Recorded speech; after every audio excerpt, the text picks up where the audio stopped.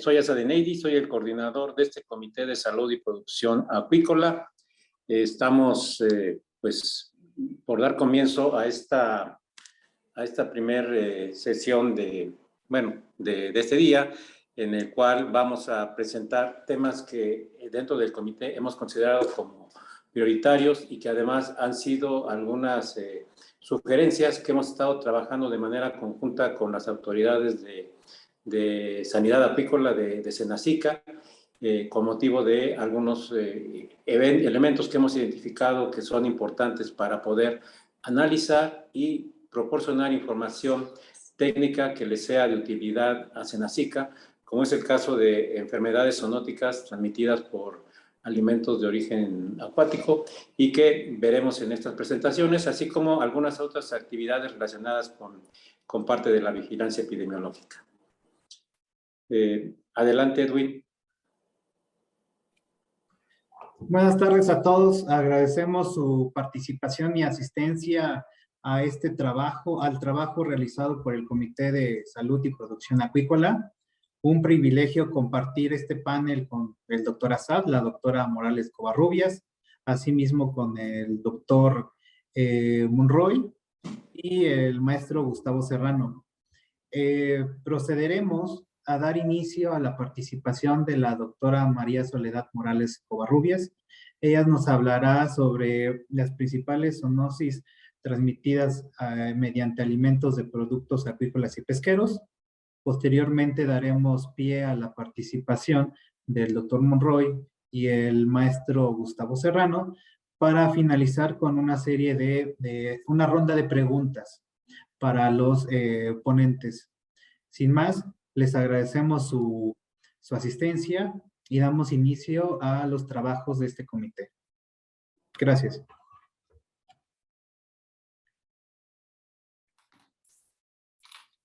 Hola, buenas tardes. ¿Puedo compartir pantalla? Sí. Listo, doctora.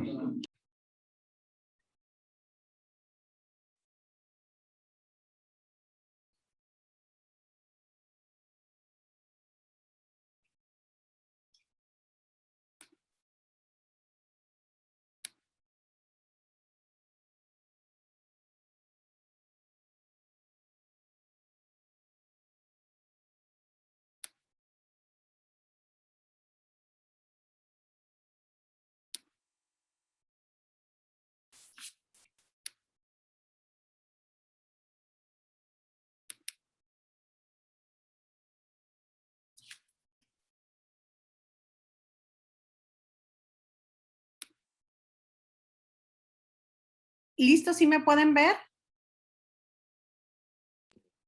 Adelante, doctora. Se ve bien.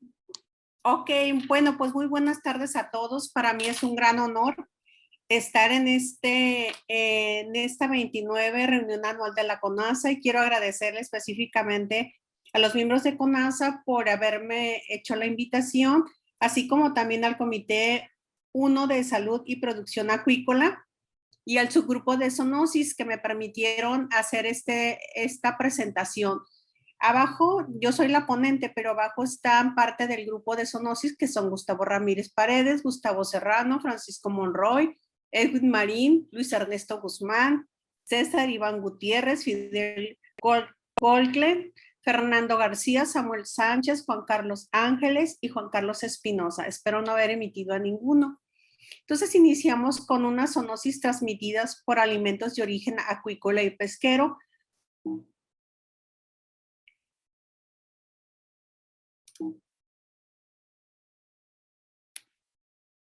Y a una manera de una pequeña introducción, tenemos que anualmente en el mundo se producen alrededor de 155,000 millones de toneladas de mariscos, que en el mercado global se han expandido tanto que se estima que en un 50% de todo el pescado consumido proviene de la industria de la acuacultura, y eso es un paso gigantesco.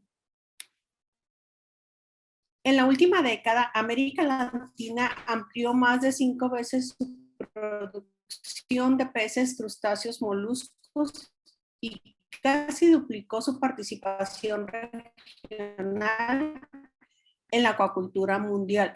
Eso habla del gran impacto que tiene esta industria. La de 243 mil millones de dólares al año, y en la próxima década se perfila para duplicar esta gran producción. En Latinoamérica se espera que para el 2030 aumente su producción acuícola en un 49%.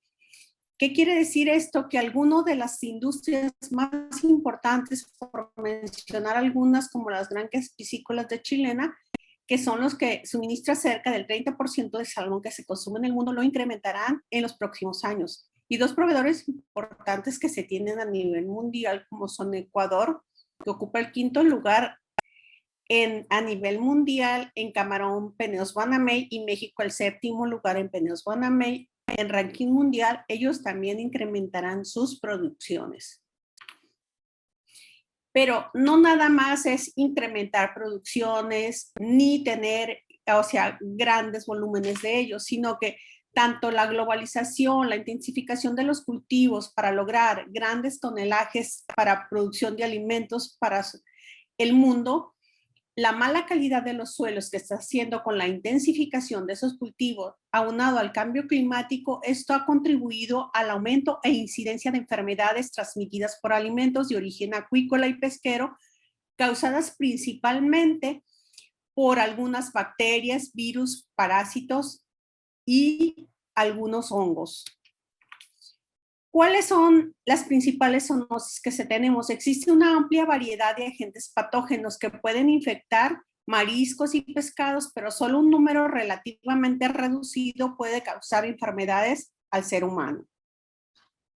En esta parte, donde pueden causar enfermedades de manera relativa y en muy baja presencia de estos organismos, hay organismos que vienen directamente de ellos y otros que pueden ser por la cadena de frío que llevan. Existen algunos, no les voy a poner todo, esto es parte del trabajo que se tiene con el subgrupo de zoonosis a los helmintos. Dentro de ellos tenemos a la clase tremátoda, pero dentro del género tenemos algunos como el Paranomius, que son dentro de los más importantes que están reflejados dentro de la literatura. Pero todos ellos, por el género y la especie que se tienen, todo tienen una gran importancia. También tenemos el género de los céstodos, tenemos a los nemátodos, y dentro de ellos hay algunos que tienen una mayor importancia. Dentro de los nemátodos tenemos Anisakis y también Anatostomas. Y por último, pero no por ello hablando de importancia, tenemos a las bacterias gram negativas. Dentro de ellas tenemos algún género que es el clarovibrio, el género vibrio.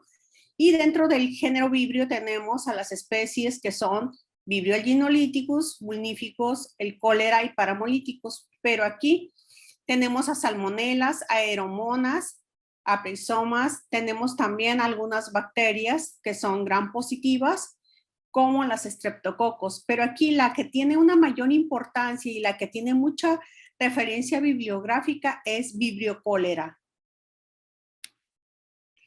En los humanos, los parásitos zoonóticos generan problemas dependiendo del estado del parásito, de la vía de entrada, de la edad de la persona, de su estado inmunitario y de la carga parasitaria, es decir, la cantidad de parásitos que trae el marisco o pescado que estamos consumiendo, así que los contengan. Los signos pueden ir desde subclínicos, o sea, no ser evidentes, a clínicos, en las cuales pueden ser muy intensos. En los pescados, los helmintos o los gusanos, como se les llama de manera coloquial, son los causantes de la mayoría de la ictiozonosis.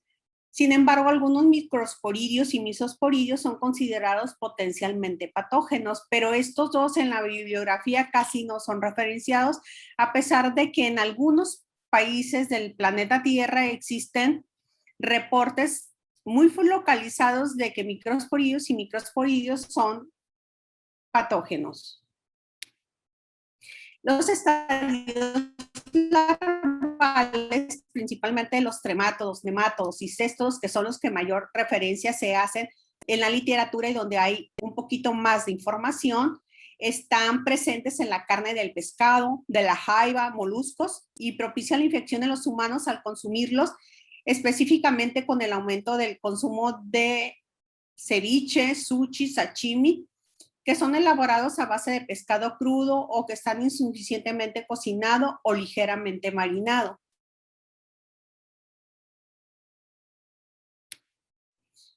Una de las mayores referencias que se hacen en la literatura es a la anisakidosis, que tiene un efecto dañino demostrado para la salud humana causada por la familia Anisakidae, y esa ha sido la especie más estudiada, aunque existe la pseudoterranova. Esto se da debido al aumento del consumo de pescado crudo, especialmente al comprado molido o en trozos para preparar ceviche. En México, en los artículos hicimos una revisión, dice que México se considera una enfermedad endémica.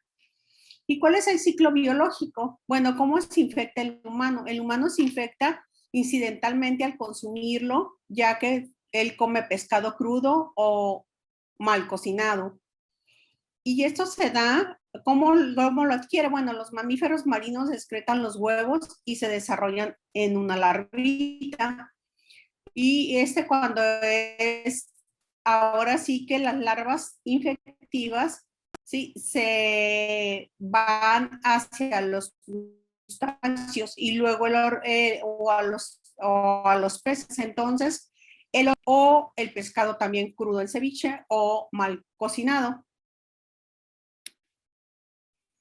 Ahora, las larvas presentes en músculo algunas veces pasan desapercibidas debido al color blanquecino y casi transparente. En algunas ocasiones se presenta una apariencia muy redonda o un cuerpo cilíndrico y alargado que mide entre 4 y 30 milímetros de longitud y menos de 1 milímetro de diámetro, en el cual en la fotografía del medio lo encontrarán, y en la última, que es esta, entonces es la manera de poder, lo van a encontrar para poderlo verificar. Existe otra que es la parte de anisakidosis, es una enfermedad del tracto gastrointestinal que puede presentar síntomas variables, empezando por náuseas, dolores abdominales, y se le llama el síndrome del gástrico agudo, y sobreviene un fuerte cólico epigástrico con náuseas y vómitos que se presenta después de las entre 4 a 6 horas de haber ingerido pescado con anisakis. Existe otro también en la literatura en el cual hay algunos tipos de referencias, que es la paragnomosis, causada principalmente por tremátodos. Sí, esta enfermedad es común en el sudeste asiático, América Latina y África, con más de 21 millones de personas infectadas, y es una enfermedad endémica en el Ecuador con 2,000 casos, en Perú con 1,200, pero también se encuentra en un menor número en países de la región como México, 15 casos, Costa Rica, Colombia y Venezuela. ¿Esto qué se hace? Bueno, el humano se infecta comiendo cangrejos o langostas de agua dulce crudas o insuficientemente cocidas. ¿Qué es lo que hace? Bueno, él parasita los pulmones del ser humano, donde induce síntomas frecuentemente confundidos con una tuberculosis. En la fase aguda, que es la fase de infección o invasión y migración hacia los pulmones, los síntomas clínicos son diarrea, dolor abdominal, fiebre, tos, urticaria y agrandamiento del hígado y del vaso. Esas son algunas de las características que tiene esta enfermedad. ¿Y cómo la adquirimos? Bueno, a través del consumo de los cangrejos o de las langostas insuficientemente cocidas, como aquí vemos en este tipo de preparados, que es en parte cruda. También se observa, hay otras enfermedades de origen bacteriano que se les da una menor importancia, por decir que estas enfermedades son transmitidas a través de contaminación por el ser humano o por la cadena de frío, que no se le da un seguimiento adecuado. Pero si nosotros sabemos que la enfermedad de HPND es causada por vibrio parahemolíticos y que los camarones presentan vibriosis sistémicas. Entonces, aquí tendríamos que empezar a diferenciar cuándo es por contaminación cruzada y cuándo vienen directamente ya de las granjas camaronícolas. En camarones y ostiones, las enfermedades bacterianas tienen una alta prevalencia e incidencia que causan enfermedades en el ser humano. La que más conocemos es la Vibrio cholera, pero recientemente, de 10 años para acá, empieza a aparecer Vibrio parahemolíticos, Vibrio imuníficos, dentro de las más importantes. Las bacterias patógenas pueden proceder de los hábitos de los peces, ostiones y camarones, o por la manipulación durante el procesamiento y preparación de ellos. Entonces se destruyen muy fácilmente con una temperatura adecuada de cocción, pero esto se ha hecho mucho más con una mayor frecuencia de las enfermedades de origen bacteriano por el aumento del consumo de mariscos y pescado crudo. Las infecciones por bacterias son cada vez mayores en este planeta. Aquí les presento una tabla y para no aburrirlos solamente les voy a decir, es parte del trabajo del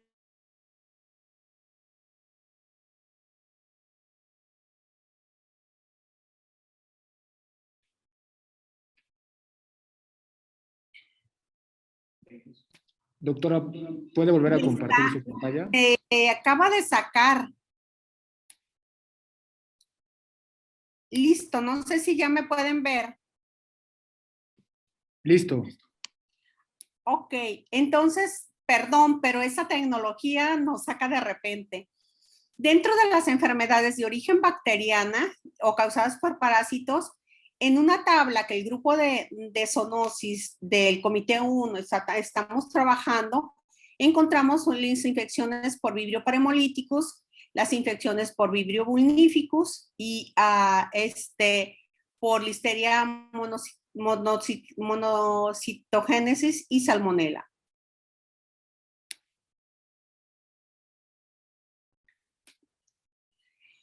Dentro de todo esto hay unos grandes, ahora sí que lagunas, dentro para diferenciar o buscar zoonosis, cómo está la zoonosis en México, y desafortunadamente pues no se encuentra muchísima información y no podemos sacar o diferenciar la parte de zoonosis que vienen de origen y la parte de los organismos que causan de lo que causa enfermedad, la proliferación de patógenos, la norma 242. Esa norma 242 se refiere específicamente a productos de la pesca frescos, refrigerados, congelados y procesados, especificación, y dentro de ella da las especificaciones sanitarias y los métodos de prueba que se deben de seguir, las prácticas de higiene que se deben de tener y la parte sanitaria. También en esa norma existe el control de materias primas y la manera de documentar todo el proceso de producción. También en esa misma norma pide un informe de resultados de los análisis microbiológicos de todos los productos que son frescos, refrigerados o congelados y procesados. Y también dice que el producto en el que se sospecha la presencia de parásitos debe de congelarse a menos 18 grados centígrados por un mínimo de 24 horas. Esa misma norma también dice que tiene especificaciones sanitarias que son la parte sensorial, la parte física para checar materia extraña, la parte química para ver nitrógeno amoniacal o histamina, la parte microbiológica para ver bacterias y virus y la parte de parásitos. Dentro de la parte de parásitos, si ustedes se fijan, nada más existen dos, como si nomás existieran ellos dos en el planeta, Natoxtoma y Paranomius. Entonces, esto quiere decir que cuando ustedes vean un pescado, en cualquier lugar que ustedes lo vayan a consumir o lo vayan a comprar, no debe de tener y debe de estar ausente. Entonces aquí nada más estos dos se rigen por esta norma. ¿Qué quiere decir? Que esta norma requiere pues una actualización. Entonces, en base a todo este conglomerado, que nada más se tienen 2 o 3 enfermedades que son de zoonosis, aquí se requiere específicamente de actualizar esa norma y poner todos los demás que se encuentran de manera actual y de ponerlo de una manera ya de decir qué es lo que se va a buscar y cuáles son las recomendaciones, porque aquí en esta norma actualmente no hay un deslinde de cuál es lo que ellos quieren que se haga y cuál es la recomendación si sale presente. Destruir, no hay nada. Lo otro que se tiene, nuevos manuales, porque ya hay manuales de buenas prácticas, manual de manejo, manuales de buenas prácticas de producción, pero son manuales que se hicieron durante el 2003 que están obsoletos ya un poquito. También están en una terminología muy elevada, que la cual debe de ser mucho más sencillos o debería de ser interactivos para que toda la gente lo pudiéramos leer y pudiéramos entender. ¿Qué otra cosa nos hace falta? Bueno, también necesitamos realizar campañas nacionales para la prevención de enfermedades de origen acuícola y pesquero, especialmente para la parte de donde no se encuentra mucho, que es en la parte bacteriana y donde hay una gran proliferación de ello. También tenemos que establecer programas de vigilancia para los principales patógenos de peces, moluscos, crustáceos que afectan al ser humano, no nada más para el país, sino para los que realmente estamos importando, porque México no es principal productor de peces, entonces el consumo per cápita pues es alto a nivel nacional, entonces necesitamos importaciones. Entonces también tenemos que establecer programas de vigilancia para saber si no estamos introduciendo nuevos patógenos al país, que también podamos en un momento ya tener estos establecidos en nuestras granjas de donde estamos produciendo organismos para consumo humano. También, si es posible, tendríamos que realizar unas campañas de educación sanitaria a la población, porque se hacen en algunos otros, pero en sanidad, en la parte de acuícola, pues no se ve mucho. También se tiene que hacer una investigación más exhaustiva sobre la prevalencia y abundancia de parásitos en los peces y mariscos destinados a consumo humano en México para disminuir la posibilidad de adquirir alguna enfermedad producida por estos parásitos o de otros que actualmente se encuentran en algunos otros lugares. En conclusión, ¿qué tenemos después de todo lo que hemos visto? Bueno, pues de que es de interés nacional, ya que es mantener actualizadas los datos de la fauna parasitaria presentes en las especies hidrobiológicas destinadas al consumo humano, directa o de manera indirecta, con la finalidad de establecer programas sanitarios y recomendaciones para garantizar la inocuidad de todos los productos que nosotros estamos consumiendo. Entonces, es ahora sí que prioritario empezar con programas o con investigación y mantener o actualizar todos los protocolos que se tengan. Y pues no me queda mucho más que agradecerles a todos ustedes su atención y esperar sus preguntas. Gracias. Muchas gracias por su participación, doctora Morales Covarrubias. Tenemos muchos comentarios por parte de los asistentes. Tenemos buenos comentarios en los estados de Hidalgo, Chiapas, Tabasco, Sonora, Sinaloa. El doctor Jorge Hernández le manda felicitaciones. Igual el comité de Chiapas, el doctor Azad también. Tenemos mucha audiencia, afortunadamente tenemos mucha participación. También el comité de Tlaxcala nos manda sus felicitaciones, sus saludos. El comité de Michoacán también, el comité acuícola de Zacatecas, varios. También tenemos buenas referencias desde Bolivia. Saludos a la doctora Leslie Siles. al Comité Acuícola del Estado de Guerrero, la representación del Senacica en el Estado de Guerrero también. Bienvenidos. Tenemos muchos comentarios. Por consiguiente, y aprovechando la participación de la doctora Morales Covarrubias, damos apertura para cualquier pregunta que como experta nos pudiera responder. Si tienen alguna pregunta, es el momento. Y empezamos con Rosa Eugenia Ingas, la cual menciona, ¿cuál sería la diferencia entre zoonosis y enfermedades transmitidas por alimentos? Bueno, la zoonosis es la que viene de cuando tú tienes una enfermedad de algún tipo, de un parásito o de alguna bacteria en un centro de producción y tú lo sacas al mercado. Y el otro es por alimentación, es cuando tú lo tomas y llevas una proliferación baja, porque la mayoría tiene bacterias, y eso se va y no lleva la cadena de frío que debe de seguir o el proceso de cocimiento. Entonces, eso es cuando hay un aumento, proliferación de ellos durante la manipulación para una comercialización.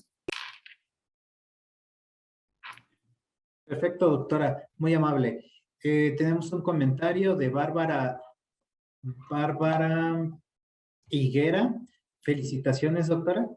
También el Comité Acuícola de Baja California Sur le manda muchas felicitaciones. Y la siguiente pregunta es, ¿qué puntos de partida tomaría en cuenta para iniciar su campaña de educación sanitaria? Ahí primero trataríamos, o sea,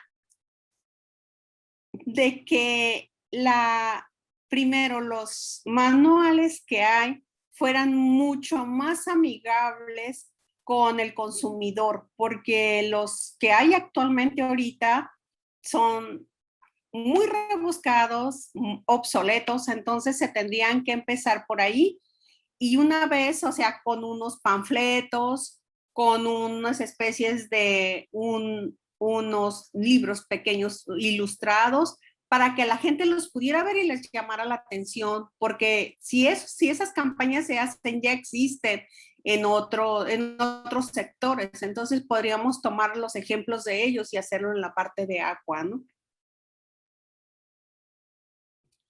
Gracias, doctora. Siguiente pregunta. ¿Las enfermedades que presentan zoonosis se presentan más en agua dulce o en agua salada? Bueno, las referencias que hemos visto básicamente son de agua dulce, pero porque se le da mayor hincapié a ellos, pero no se ha hecho mucha investigación en México y en algunos otros países que lo han hecho en agua salada. Aquí específicamente en México, lo poquito que hay es con agua dulce. Perfecto. Siguiente pregunta. En el caso de consumo de camarones en cócteles, ¿es suficiente con la aplicación de limón para evitar algunos de estas enfermedades? No. O sea, el camarón para podértelo comer básicamente y que no tengas así una diarrea espantosa, que regularmente si te lo comes, no nada más en aguachile, tendría que quitarse las partes mucho más importantes, que aquí en algunos lados se las quitan, pero que es el hepatopáncreas y es el intestino. En el intestino hay una gran cantidad de unidades formadoras de colonias, entonces se tendría que implementar un proceso en el cual, al momento de consumirlo crudo, tendrían que quitarles el intestino o lo que le llaman desvenado, ¿no? Para poderlo realizar, pero no, el limón no mata las bacterias. Perfecto. Salvador Islas pregunta, ¿existen reportes o evidencia de la presencia de anisakis en especies dulceacuícolas? Pues en las poquitas referencias que nosotros vimos, que hay en la bibliografía, sí, pero aquí hay una prevalencia, bueno, hay un reporte muy viejo, entonces dice que sí hay una prevalencia baja, pero sí existe. Gracias, doctora. Mónica Cabrera menciona, ¿de qué sirve o qué objeto tiene congelar a menos 18 grados centígrados por 24 horas como mínimo, producto con sospecha de presencia de parásitos? Bueno, eso hay que preguntarle porque viene dentro de la norma. Entonces, yo nada más puse algunas de las recomendaciones que tiene esa norma que está específicamente para producto congelado o que bien proviene o fresco congelado. Gracias, doctora. Darío Israel García pregunta, ¿qué tan importante y prioritario considera que se deba realizar un mapeo a nivel molecular con respecto a la distribución de las diferentes especies de parásitos y tener correlaciones con respecto a la movilización de los peces y presencia de parásitos zoonóticos? Pues es prioridad nacional y eso creo que dentro de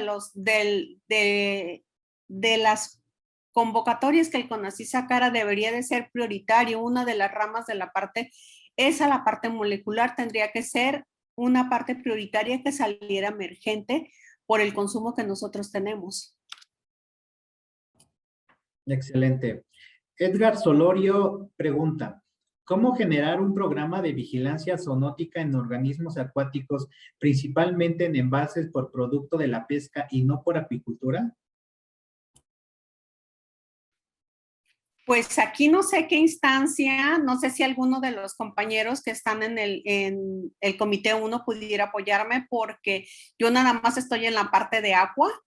Entonces, aquí los comités son los que apoyan básicamente, los comités de sanidad, pero no sé si otra persona puede tomar la palabra porque yo desconozco cuál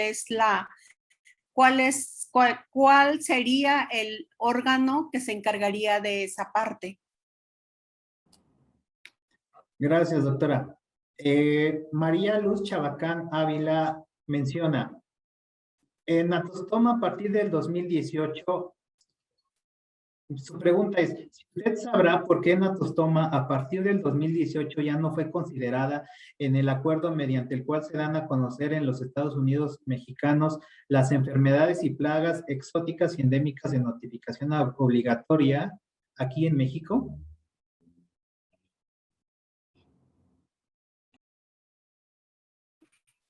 Bueno, no entendí muy bien, pero dentro en los poquitos que hay referencia para México, dice que Natostoma ya es endémico y cuando tú ya seas endémico, sale prácticamente ya de la norma y ya no se crean campañas. Que es lo que sucede, por ejemplo, con nosotros con camarón, con IHHNB, con taura, con ese tipo de patógenos. Gracias, doctora. Said Arturo Gómez menciona, gracias, doctora, por su ponencia. En cuanto a la experiencia dentro de los métodos de matanza en peces de cultivo, tiene dos preguntas. Tomando en cuenta el bienestar animal y si se ve afectada la calidad de los productos, llámese piel o carne, ¿cuál sería el mejor método de matanza humanitario para los peces?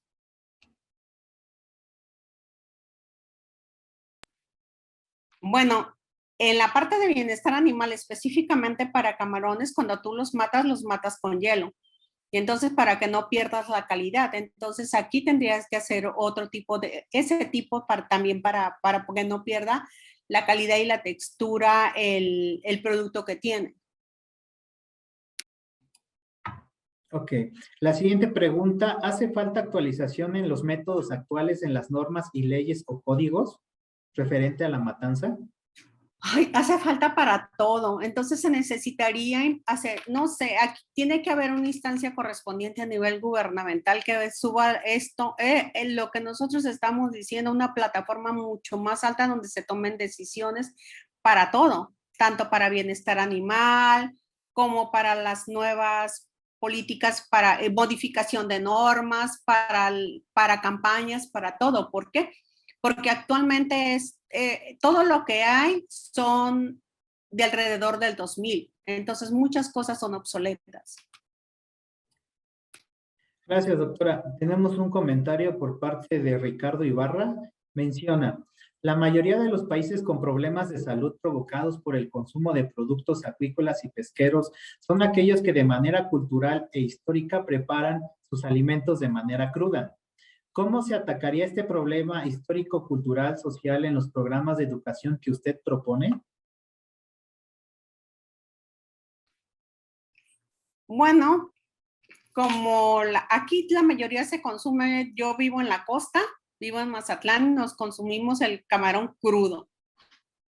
Pero si tenemos ese tipo de cultura, entonces tendremos que aprender a manejarlo de una manera adecuada, de tenerlo enhielado, de cuando lo vamos a consumir, sacarlo de manera inmediata de ahí y no tenerlo expuesto como se tienen en algunos lugares, sin ninguna temperatura adecuada, sin nada más está la intemperie. Si tenemos alrededor de 38 grados o 40 grados, pues aquí empieza la proliferación de algunos parásitos. Entonces aquí tendríamos que crear ese tipo de cultura para poderlo hacer. O sea, no podemos decir, no consumas el alimento crudo, pero sí tienes que consumirlo si está bajo este tipo de características. Entonces ahí tendríamos que hacer ese tipo de cambio. Excelente, doctora. Siguiente pregunta. ¿Dónde puedo consultar estadísticas de zoonosis en México? Ay, no sé quién pregunta, pero si lo encuentra me dice. Nosotros en el grupo de zoonosis hemos tenido muchísimos problemas. Edwin, tú estás en esta parte. Entonces hemos tenido un gran problema para encontrar lo que tú estás preguntando. Entonces nosotros estamos así poniendo nuestro granito de arena, el grupo que vistes aquí, para en un futuro no muy lejano presentar o sacar un artículo en el cual se tenga algo más aterrizado. Sí, conforme a esta pregunta y en experiencia, hemos consultado información o tratar de recabarla sobre este tema de zoonosis, pero principalmente nos hemos dado cuenta que las universidades son quienes manejan o han hecho este tipo de investigación. Tenemos identificado por ahí a la Facultad de Veterinaria de la Universidad Autónoma del Estado de México, de la misma UNAM, pero sí, la información de este tema pues abre mucho a la problemática que aqueja a nivel nacional. Siguiente comentario. Eric Ramírez menciona, dentro de su experiencia, ¿cree conveniente que las direcciones de sanidad acuícola e inocuidad incorporen dentro de sus requisitos la ausencia de agentes etiológicos o zoonóticos para sus certificaciones?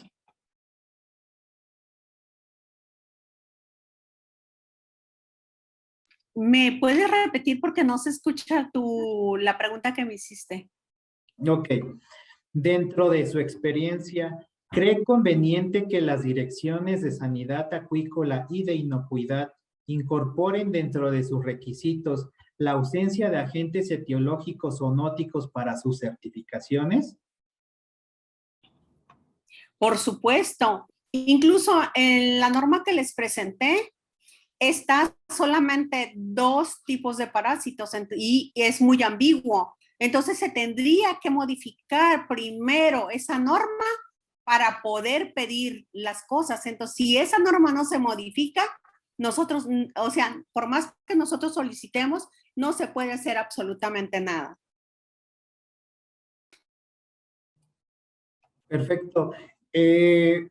Consideramos principalmente estas zoonosis transmitidas por alimentos, pero si aún así es carente este tipo de información, valdría la pena considerar también aquellos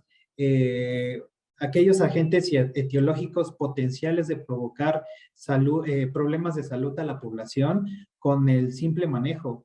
Por ahí tenemos algunas bacterias identificadas que pueden tener algún potencial zoonótico, sobre todo al manipular algunos organismos acuícolas. Entonces, sería importante considerarlos. Tenemos otro comentario por parte del señor José Ramírez y menciona, se supone que se debe ser responsabilidad del Senacica, por eso se reportan resultados de los laboratorios al CIBE, o quién correspondería.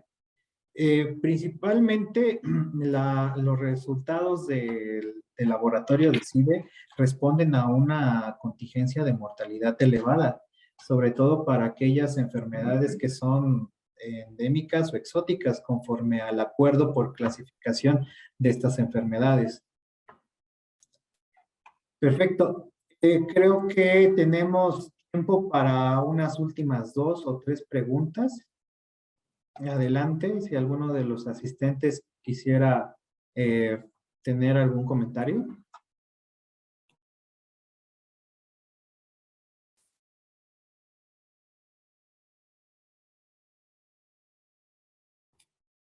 Bien, creo que hemos contestado gran parte de las preguntas que se nos enviaron.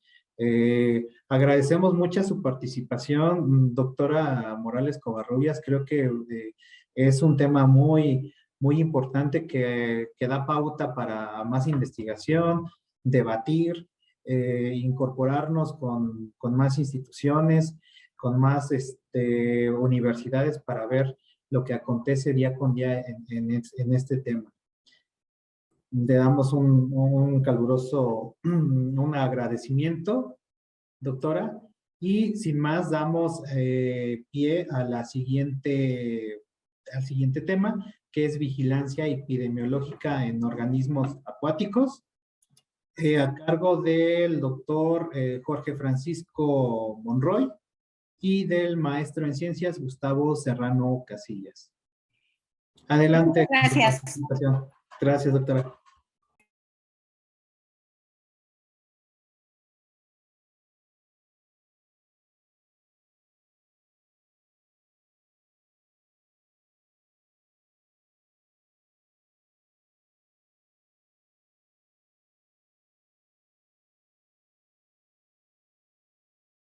Hola, buenas tardes. Soy Gustavo Serrano y la ponencia que vamos a presentar es Vigilancia Epidemiológica en organismos acuáticos. Somos dos personas, el médico José Francisco Monroy López y su servidor. Como punto de referencia tenemos que el 14 de junio de 2021, el Diario Oficial de la Federación publica el acuerdo mediante el cual se dan a conocer las medidas aplicables en materia de epidemiología y de vigilancia epidemiológica de los animales terrestres y el uso de la información del Sistema Nacional de Vigilancia Epidemiológica de los Estados Unidos Mexicanos. Este acuerdo es solamente dirigido a animales terrestres sin ser incluido los organismos por especies acuáticas. Tenemos que considerar también de que existe un instrumento normativo publicado en el 2018 referente a las enfermedades y plagas presentes en el país denominado acuerdo mediante el cual se dan a conocer en los Estados Unidos Mexicanos las enfermedades y plagas exóticas y endémicas de notificación obligatoria en los animales terrestres y acuáticos. Este grupo está constituido por 3 grupos de enfermedades, constituidos principalmente por la magnitud de la gravedad del riesgo y su presencia en territorio nacional. Tenemos para el grupo 1, que está compuesto por las enfermedades y plagas exóticas que no se encuentran en territorio nacional o que han sido erradicadas del país y que por su rápida diseminación pueden afectar a la población terrestre y acuícola y en algunos casos ser un riesgo para la salud pública. Pues se conforma por el grupo de los peces, moluscos, crustáceos y anfibios y vemos que prácticamente entre crustáceos, moluscos y peces son los que presentan sin encontrar ninguna enfermedad en anfibios. Sin embargo, cabe mencionar de que cuando se está verificando una población de animal terrestre, también tiene que ser el equivalente a ser una población animal acuática. El grupo 2 está integrado por las enfermedades y plagas endémicas transmisibles que se encuentran en territorio nacional y que debido a sus efectos significativos tanto en la producción pecuaria o acuícola, la salud pública, así como el comercio internacional, y por su importancia estratégica para las acciones nacionales de sanidad animal terrestre o acuícola, son consideradas de notificación inmediata obligatoria al Sistema Nacional de Vigilancia Epidemiológica. Siguen siendo los 4 grupos y prácticamente tenemos muy pocas enfermedades. Muchas de las enfermedades conocidas, como en el caso de los crustáceos, que es el taura, es una enfermedad que ya es completamente endémica y prácticamente se ve muy poco en territorio nacional. Y probablemente sea necesario que fuera reclasificada en el grupo número 3. Sin embargo, aquí cabe mencionar que volvemos a tener un punto conceptual donde dice sanidad animal terrestre o acuícola. Aunque debe haber sido acuática, vamos a tener que hacer uso de una definición que la misma ley propone. El grupo 3 está constituido por aquellas enfermedades y plagas que se encuentran presentes en territorio nacional, consideradas como endémicas, mismas que representan un menor riesgo para el punto de vista epidemiológico, económico, de salud pública y para el comercio nacional e internacional. ya que pueden ser controlables a través de las buenas prácticas pecuarias o acuícolas y deben de ser de notificación mensual obligatoria al Sistema Nacional de Vigilancia Epidemiológica. Aquí está muy bien usado el uso de las palabras buenas prácticas pecuarias o acuícolas, ya que cuando están en un sistema de control, son los sistemas de producción los que se pueden llevar de mejor forma. Sin embargo, con las poblaciones naturales hay que tener mucho cuidado y conocer la dinámica poblacional de las poblaciones y los sitios donde se encuentran. En el punto de los crustáceos encontramos la redacción de infección por el virus de la pantopancreatitis necrotizante, mismo que está provocado por una bacteria, no es una infección viral, y también se encuentra la redacción de infección por el virus de la micosporidiosis hepatopancreática, que también es una mala redacción, ya que es un hongo. Hay un punto muy especial que deben notar, porque en el grupo 3 existen 3 enfermedades de anfibios, donde ponen a 2 hongos y un virus. Finalmente, la infección viral de ranavirus se encuentra. También tenemos la infección de Batrachotrypium dendrobatidis, que se encuentra presente en todo el territorio nacional. Sin embargo, tenemos la infección de Batrachotrypium salamandriborans, que no existe en territorio nacional.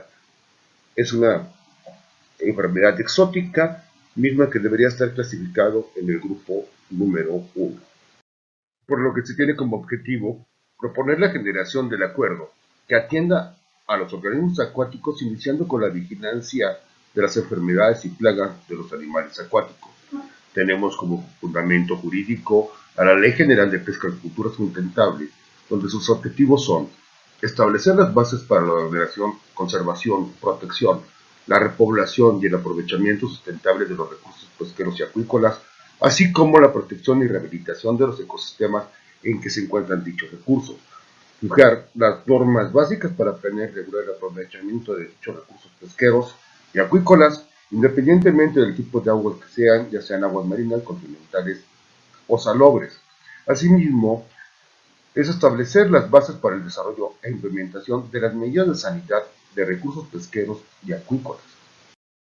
La presente ley, para los efectos de las actividades pesqueras y acuícolas, tendrán aplicación en los recursos naturales que constituyen la flora, el fauna, cuyo medio de vida parcial o temporal es el agua, y para efectos de uso de la ley se entiende que recursos pesqueros son las especies acuáticas, sus productos y subproductos obtenidos mediante cultivo, la extracción y la captura en su estado natural. Aquí es donde se va a utilizar y se puede utilizar la definición de sanidad acuícola única y exclusivamente para hacer uso en el conjunto de prácticas y medidas establecidas en normas oficiales encaminadas a la prevención, diagnóstico y control de las plagas y enfermedades que afectan a dichas especies que ya han sido terminado en acuáticas. Asimismo, tenemos un último punto donde dice que las zonas de escasa prevalencia, que son las áreas geográficas determinadas en donde se presenta una frecuencia mínima de casos recientes de una enfermedad o plaga de especies acuáticas vivas de una especie y periodos específicos. Asimismo, le da atribuciones a la Secretaría, donde debe de tener las siguientes facultades, como son promover y ejecutar acciones orientadas a la homologación y armonización de las medidas con otros países en materia de sanidad, inocuidad y calidad de las especies acuáticas, y fundamentalmente participar en la determinación de niveles de incidencia y reconocimiento de las zonas libres y baja prevalencia de las enfermedades y plagas pesqueras y acuícolas. Aquí donde tenemos que tener en consideración que necesitamos saber cuáles son, quiénes son, dónde están y con qué frecuencia se presentan. Y para eso prácticamente es la búsqueda de generar el presente instrumento jurídico.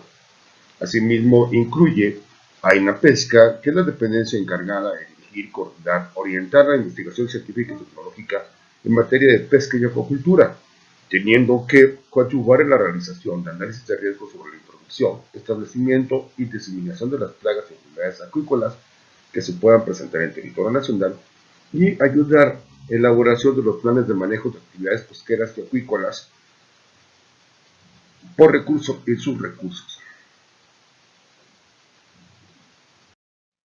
Revisando otros instrumentos jurídicos relacionados con los organismos acuáticos, tenemos que la Ley Federal de Sanidad Animal, en el capítulo 2 en definiciones, propone como animales vivos a todas las especies de animales vivos con excepción de los provenientes del medio acuático, ya sea marítimo, fluvial, lacustre o de cualquier cuerpo de agua natural o artificial.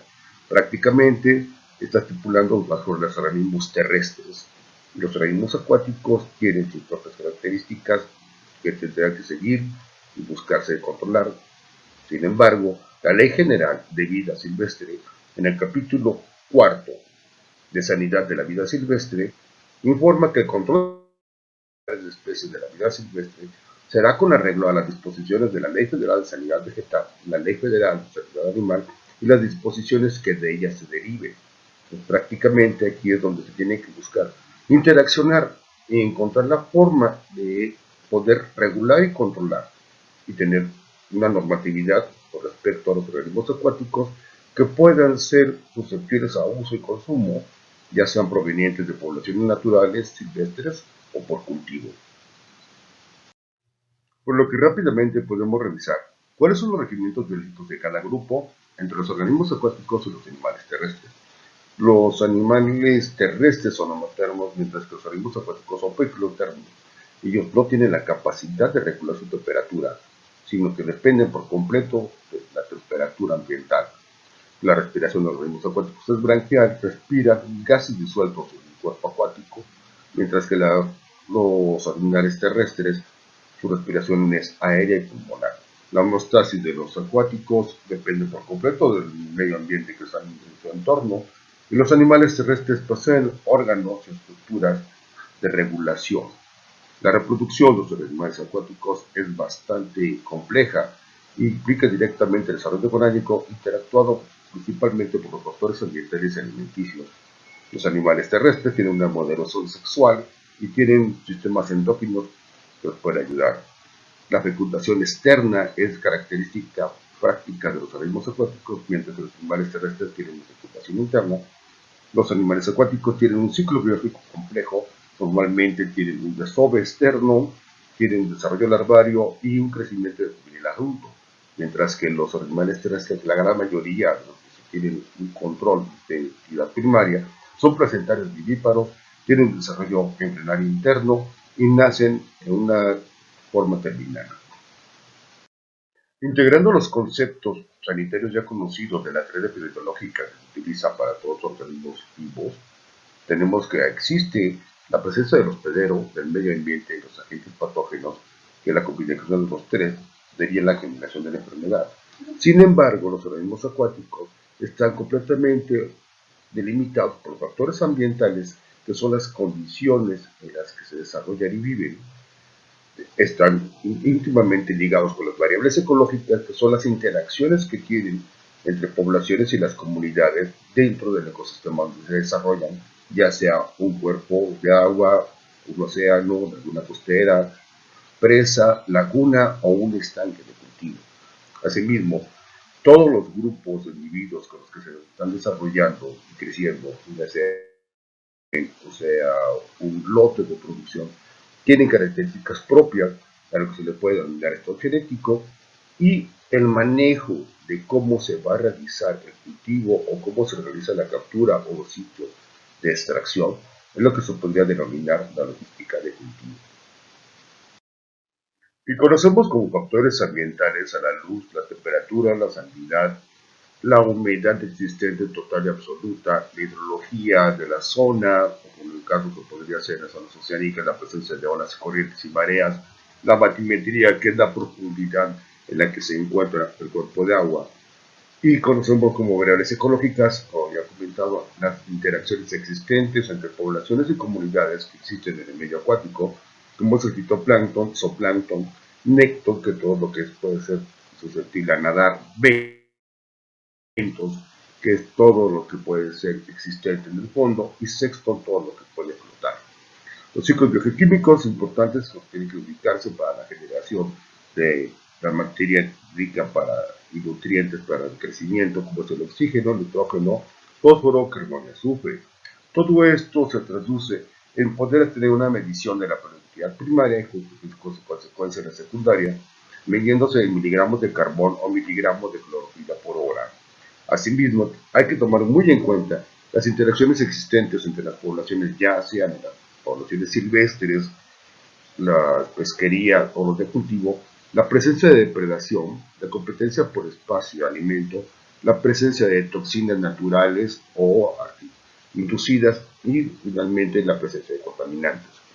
Conocemos como la logística de cultivo de pesca lo que es el manejo del lote de producción o de la población de captura o de cultivo, que debe de ser considerado como el tipo de cultivo, la densidad poblacional, la frecuencia alimenticia que se le da, la movilización interna que pueda tener y el manejo de la biomasa de cultivo, captura y extracción en el sitio mismo en donde se encuentra. Finalmente, el estado genético son las características que tienen y son los lineamientos de la población de acuerdo a la supervivencia y crecimiento en su desarrollo en ciclo de vida, pudiendo tener existencia de líneas puras, existencia de organismos híbridos o organismos genéticamente modificados. Por lo que vemos cuando determinamos las poblaciones involucradas en las especies o organismos acuáticos, se encuentra el hospedero prácticamente en la situación sanitaria embebido por completo en el medio ambiente, rodeada por los posibles patógenos y plagas, pero que no se pueden escapar prácticamente de las condiciones ambientales en las que están. Y esto implica a las poblaciones silvestres que son de extracción, las pesquerías que son de captura y la acuacultura que es de cultivo. Todos estos organismos pueden ser huéspedes, pueden ser especies susceptibles o reservorios de enfermedades y pueden ser afectados por plagas acuáticas que específicamente interactúan en su logística de cultivo, en la captura y en la extracción para el buen manejo del individuo y de la población. Por lo que nos encontramos que el estatus sanitario de las especies acuáticas está dado por la interacción de los organismos con su medio ambiente de acuerdo al grado de acción con los riesgos biológicos y sanitarios en los que se encuentran. Pero aquí necesitamos ubicar cuáles son los riesgos biológicos principalmente, y son las plagas, que en algunos como tal los determinamos con las especies exóticas fértiles, que esas especies, a final de cuentas, con un crecimiento desmesurado sin un control poblacional, se pueden convertir en especies invasoras y cuando ya encuentren su florecimiento poblacional, se convertirán en una plaga o en una maleza. Asimismo, tenemos especies translocadas, que es la movilización de organismos a localidades donde no existía una distribución geográfica natural, y el enviar organismos a una zona geográfica donde no existía, aunque existan en territorio nacional, son especies que no se encuentran en los sitios ecológicos sobre los cuales fueron hechas. Por otra parte, uno de los puntos más fuertes que ya se nos está presentando en el territorio nacional es la presencia de organismos genéticamente modificados sin una evaluación de impacto biológico o una autorización zoosanitaria o fitosanitaria acuícola o pesquera. Podríamos combinar finalmente que los riesgos sanitarios como tal tenemos a los patógenos, que son los agentes biológicos, que se conviven entre las enfermedades técnicas y zoonóticas, las plagas que pueden ser animal o fauna acuática, donde son los organismos parásitos, organismos simbiontes, epibiontes y comensales, las malezas como tal, que son crecimientos vegetales y flora, donde tenemos flora de fanerógamas, macrofitas, fitoplancton, y tenemos flora de alga también. Este grupo es un grupo completamente olvidado biológica y sanitariamente por parte de la sanidad acuícola. Por lo que para tener un dominio biológico ecosistémico del estatus sanitario de las especies acuáticas, debemos de tener un conocimiento de la teoría epidemiológica de las poblaciones acuáticas, que son los 4 factores ambientales, variables ecológicas, logística de cultivo y el estatus genético, integrando las dos formas de conceptualizar que los organismos acuáticos están completamente embebidos dentro del medio ambiente. Asimismo, se tiene que tener el conocimiento del estatus metabólico de las áreas donde residen las poblaciones acuáticas, y esto implica las fuentes de agua de ingreso o las existentes si estás en una granja, de cómo te encuentras dentro de tus masas de agua. Estas aguas pueden ser aguas interiores, principalmente obtenidas de agua dulce, pueden ser agua salobre, pertenecientes a marismas, esteros, estuarios, pero también tenemos lagos endorreicos y presalinos. Y finalmente también están las aguas marinas litorales oceánicas, que implican las lagunas costeras, bahías, fiordos, litorales costeros insulares y mar abierto. Para esto es necesario conocer y tener en cuenta de saber muy bien la cantidad del agua contra las comunidades y sus poblaciones, si es suficiente o inexistente para sus requerimientos. Asimismo, la calidad de agua es importante y necesaria para cada tipo de organismo o especie que se quiera capturar, extraer o cultivar. Finalmente, teniendo la combinación de toda la evaluación de las comunidades y poblaciones de producción primaria, podríamos saber exactamente contra la biomasa que se está cultivando o se está extrayendo, cuál será la capacidad de carga del sistema para la producción de biomasa. Estos son ejemplos de cómo las variables ecológicas intervienen directamente en el sistema de producción o generación de la biomasa de poblaciones que pueden ser extraídas, pescadas o cultivables dependiendo de las condiciones en que te encuentras, su medio ambiente. Estas poblaciones interactúan directamente, como puede ser principalmente el carbono y el oxígeno, que son los que te implican y te ayudan para saber la posibilidad de concentración existente para poder mantener una demanda bioquímica y una biomasa de organismos viva en un sitio especial. El ciclo de fósforo es completamente necesario para la generación de fósforo totario o fosfatos en la producción de organismos microcelulares, principalmente fitoplancton, para la generación de miligramos de carbón, la generación de oxígeno y la generación de clorofila. El ciclo de nitrógeno va completamente integrado a todos los residuos y compuestos nitrogenados, ya sea nitrógeno total, amonio, nitratos y nitritos, y por consecuente también se deben de conocer qué poblaciones existen alrededor de tu comunidad para poder ubicar si tienes un consumidor secundario como pueden ser los peces, los anfibios, y tener la capacidad de poder tener alimento adicional o si es una pesquería poder tener una captura aceptable, o si es un cultivo saber si existen competidores y depredadores. Si ya hay un cultivo de moluscos, tienes que tener el conocimiento de los productores primeros, principalmente fitoplancton, para saber si tienes la posibilidad tanto de tener alimento vivo, que es fitoplancton, o materia orgánica, si es un filtrador ameliberáncleo. Finalmente, hay que considerar que hay que revisar las comunidades bentónicas y las poblaciones de cianofitas, que pueden ser comunidades que cuando tienen un crecimiento desmenuzado, te pueden generar compuestos tóxicos que puedan afectar a las poblaciones de cultivo o de extracción. Por lo que es necesario determinar el estatus sanitario actual en especies acuáticas existentes en el territorio nacional, y esto tiene que ser ubicado con las poblaciones silvestres o pesquerías, si son poblaciones de captura o extracción, o los lotes de producción que se realizan y que se practican en acuacultura. Hay que determinar los lotes existentes de las instalaciones acuícolas para que sea el equivalente a un compartimento, y finalmente poder ubicar la zona alrededor de ellas, que es la localidad geográfica. Asimismo, existe la posibilidad de poder realizar la regionalización, que es la zonificación, de acuerdo a través de cuencas hidráulicas, y cada vez de esto puede ser de entre mayor a menor, hasta llegar a las cuencas más pequeñas alrededor del ciclo donde se va a evaluar la población sanitaria. Y esta puede ser por cuencas hidrológicas y los litorales de zona costera. Aquí se ponen dos ejemplos de cómo las dos macrocuencas existentes en el territorio nacional, como es la macrocuenca del Lerma Santiago y la macrocuenca de México, las dos interactúan a las dos costas, llevando y aportando nutrientes y materia orgánica a las costas de los litorales cercanos, pero atraviesan todo el territorio nacional, dejando una cantidad de nutrientes gigantesca en su camino.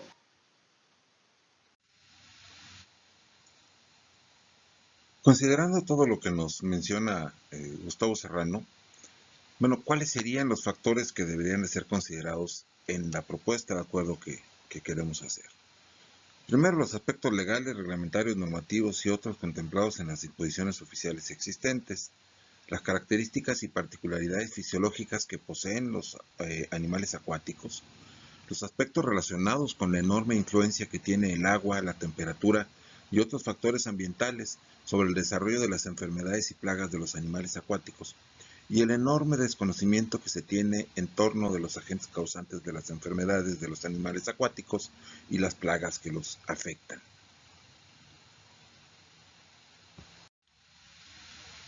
Haciendo un breve desglose de estos puntos, el primero relacionado con aspectos legales, reglamentarios, normativos y otros contemplados en las disposiciones oficiales existentes, se requiere un profundo análisis de los que ya existen, su operatividad y la aplicación que tienen en la vida real, así como las áreas de oportunidad que podemos encontrar, con el fin de proponer, si así se requiere, algunos otros que sean complementarios.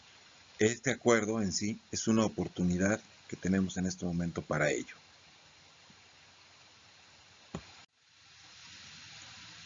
Con relación a las características y particularidades fisiológicas que poseen los animales acuáticos, siendo estos animales poiquilotermos, que respiran a través de branquias, su susceptibilidad a la temperatura y a las condiciones del agua es mayor.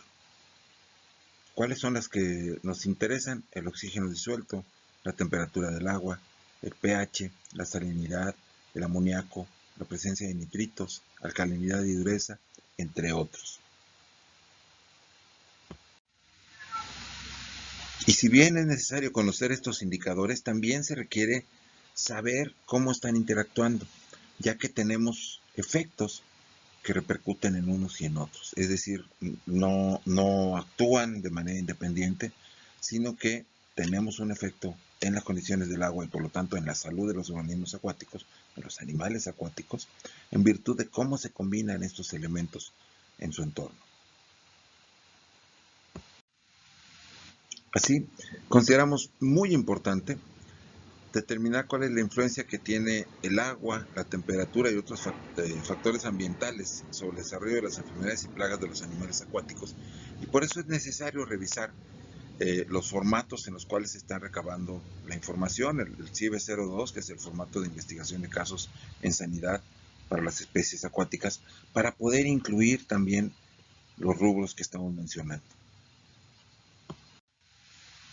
Y con relación al desconocimiento en torno de los agentes causales de las enfermedades de los animales acuáticos y las plagas que los afectan, como ya fue mencionado, pues hay algunos agentes que ni siquiera están listados en el acuerdo mediante el cual se dan a conocer en los Estados Unidos mexicanos las enfermedades y plagas exóticas y endémicas de notificación obligatoria de los animales terrestres y acuáticos de manera correcta. Por lo tanto, recomendamos hacer una revisión, acomodarlos como es debido, analizar si realmente están todos los que deben estar y si faltan algunos que no se hayan incluido. Es decir, hay que actualizar este documento que es de 2018, pero ya va a tener 3 años de su publicación. Se tiene como conclusiones para los sectores primarios de la acuicultura, pesca y poblaciones silvestres el seguimiento sanitario en tiempo real, integrando los factores ambientales, variables ecológicas y logísticas de cultivo, con la distribución geográfica, frecuencia y abundancia de las enfermedades y plagas existentes en territorio nacional para la vigilancia epidemiológica activa. Hay que reanalizar las enfermedades de alto y bajo impacto entre el Acuerdo de Enfermedades de 2018, generar los lineamientos, protocolos, manuales, instrumentos jurídicos, normativos y regulatorios de los grupos biológicos que se tienen por objeto de la sanidad acuícola y pesquera relativa a la Ley General de Pesca y Acuicultura Sustentable de 2007 e integrar el monitoreo continuo a los litorales marinos y cuerpos de agua continentales de compuestos tóxicos y contaminantes para mantener la sustentabilidad de las producciones nacionales, ya sea de pesca y acuicultura, extracción de fauna y flora silvestre. Por ello, se desprende de todo esto una recomendación muy concreta, que es integrar un grupo ad hoc de expertos para analizar y proponer el acuerdo de vigilancia epidemiológica de las enfermedades y plagas de los animales acuáticos, con base en todos los aspectos que ya mencionamos, y proponemos que se integre este grupo, por lo menos con la participación de miembros de los comités de salud y producción acuícola, de este comité, y del de vigilancia epidemiológica del CONASA. Como adendum final, cabe decir que los organismos acuáticos vivos, sus productos y subproductos, con objeto de comercialización se consideran mercancías, mismas que tienen que ser reguladas y normadas desde su producción, captura o extracción, con la seguridad fitosanitaria y zoosanitaria acuática, en la salud pública y el bienestar animal hasta su uso o consumo final. Así es, les agradecemos muchísimo su atención y quedamos listos para escuchar sus preguntas, observaciones y recomendaciones. Maestro Gustavo Serrano, adelante. Finalmente, agradecerle su participación y su presencia y muchas gracias por su atención.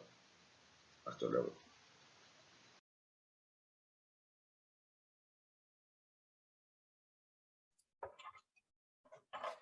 Perfecto, agradecemos la participación del maestro Gustavo Serrano y del maestro Francisco Monroy. Tenemos varios comentarios. Edgar Solorio, felicitaciones, excelente la información de la presentación. Para conocer la información sanitaria debe de ser integral, incluyendo la educación ambiental. Gabriel Ramírez, excelente ponencia. Sonia Araceli Soto Rodríguez, felicitaciones, muy interesante conferencia. Adriana de la Rosa, excelente, gracias. Marta Salas, felicidades, doctor Serrano, excelente presentación. Baltasar Cortés García, saludos, Gustavo, buena propuesta. Alberto Ambrosio, interesante propuesta, ojalá sea aceptada y haya mejor control en la producción acuícola. Pero lo más importante es el seguimiento. Excelente presentación, varias felicitaciones. Edgar Solorio, existen ya propuestas de protocolos de vigilancia epidemiológica con todas esas variables para el CIBE 02. La educación ambiental es la base de la formación de nuevos profesionistas. ¿Tenemos tiempo para hacer alguna pregunta al maestro Gustavo Serrano? Los leemos, por favor. Enrique Estrada, excelente presentación, saludos. Mientras llegan las preguntas, maestro Gustavo Serrano, ¿quisiera agregar algún comentario? Perfecto, sí. Mira, tengo que contestar a la doctora Sonia Soto y a la doctora Lucha Bacán. Doctora Sonia, Hepatobacter penidae se me escapó, realmente es una bacteria, pero hay muchos de los agentes etiológicos que desafortunadamente al momento de revisarlo, lo vemos, checamos, se hacen por diferentes grupos de personas y después cuando lo terminamos de revisar nos damos cuenta de que a algunos se nos escapó y realmente está mal clasificado como pasó con otros que hemos detectado. Finalmente también con Batraco salamandriborans en algún momento aparece en el grupo número 3, sin embargo es una especie exótica que no existe y que viendo la presentación que se dio en la mañana, se está preparando también para que no llegue a las Américas o no se encuentra presente en el territorio nacional. La doctora Lucha Bacán, Nactostoma, desafortunadamente también está afuera. Sin embargo, si revisamos el acuerdo, está más dirigido a las enfermedades zootécnicas y no tiene prácticamente las zoonóticas. De hecho, hace rato quería apoyar a mis compañeras, sin embargo, no pude ingresar esperándome a poder dar la presentación. No hay nada de una forma de seguimiento, de censo y una ruta armada y adecuada para poder identificar y conocer cómo se encuentran las enfermedades zoonóticas. Si de hecho tenemos problemas con las enfermedades zootécnicas, que aún todavía no tenemos una zonificación y no tenemos una estructura en el territorio de zonas y bajo riesgo, dependiendo de tipos de enfermedades. Por otro lado, hemos buscado por mucho tiempo y la definición de plaga para animales acuáticos por ningún lado en México se había definido hasta que prácticamente me he atrevido a ponerla que un potencial de plaga es una especie exótica, fértil, que si no tiene un control y una buena regulación, en un posible escape puede convertirse en una especie invasora, dependiendo de las condiciones en el lugar donde se encuentre y el éxito reproductivo, la falta de depredadores y competidores, prácticamente después se va a convertir en una plaga. Y en ese momento sí va a ser un verdadero problema, como ha sucedido con nuestras dos exóticas más grandes, que va a ser Plecostomus, por ejemplo, en el río Balsas, y que en cierto momento ahorita tenemos al pez lón, que prácticamente lo tenemos solamente en estampitas de Conab. En las malezas no lo estamos revisando, vegetales acuáticos no se está checando a nivel sanitario.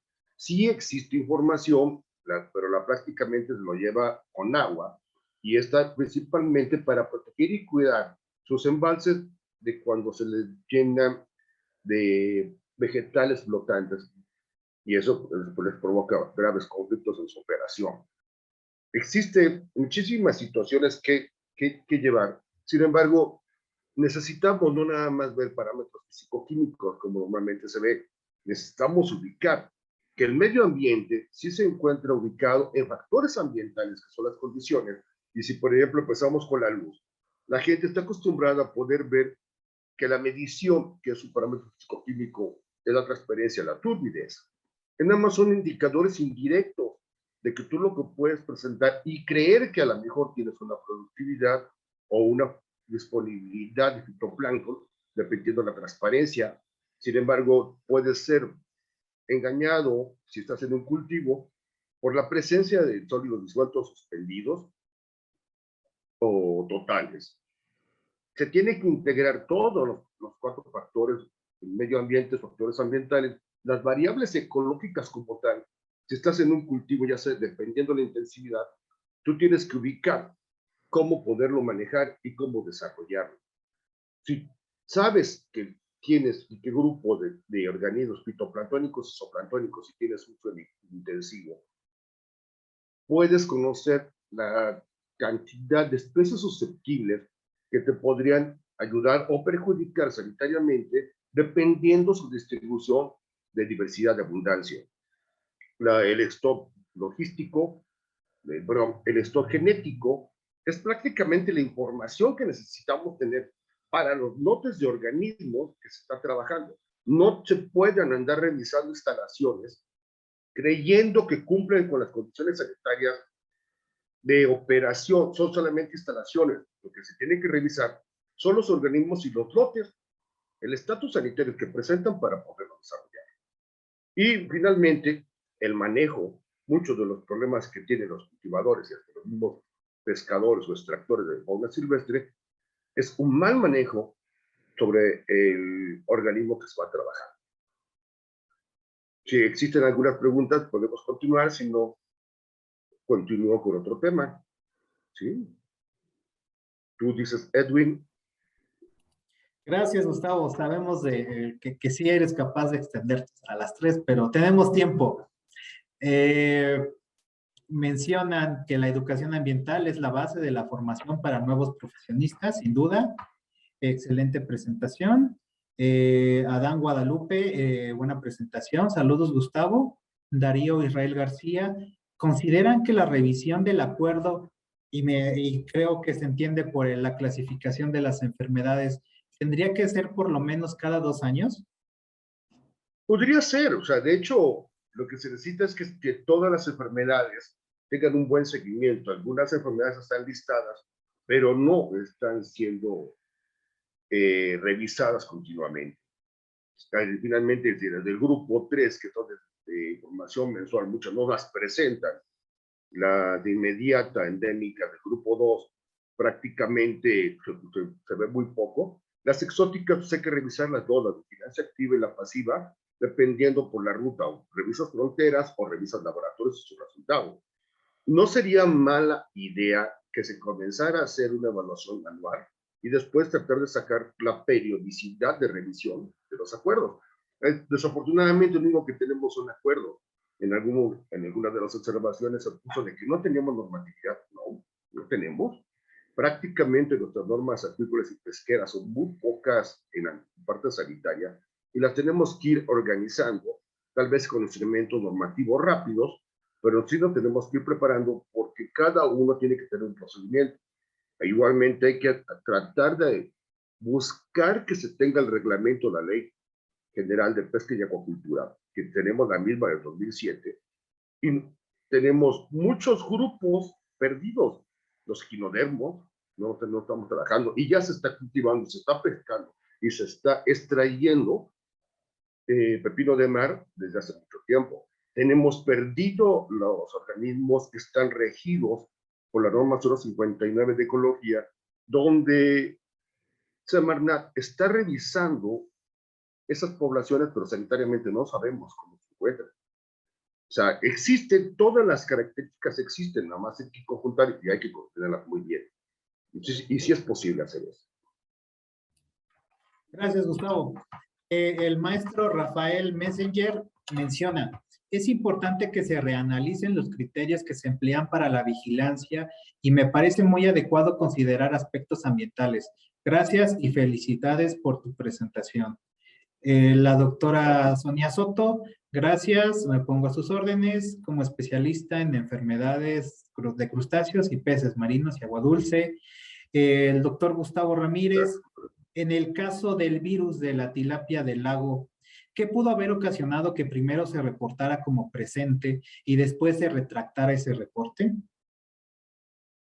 Oh, es una interesante pregunta, porque prácticamente la gente que estuvimos fuera no lo pudimos ver, pero todo parece indicar que si no se revisaron, no se demostraron los lotes y las poblaciones en las que se presentó, todo apunta de que fue un mal diagnóstico por parte de los laboratorios y por parte de la metodología. Parece ser que utilizaron PCR, sin embargo, no creo que haya sido capaz de poderse acabar una enfermedad exótica en tan poco tiempo y que no sabíamos exactamente el curso, no hubo reportes, no tuvimos datos de frecuencia, incidencia, distribución, nada. Fue un error de laboratorio eso.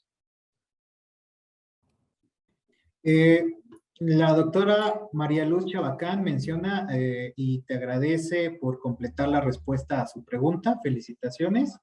La maestra Luz Alejandra Delgadillo, felicitaciones, Gustavo. Excelente presentación.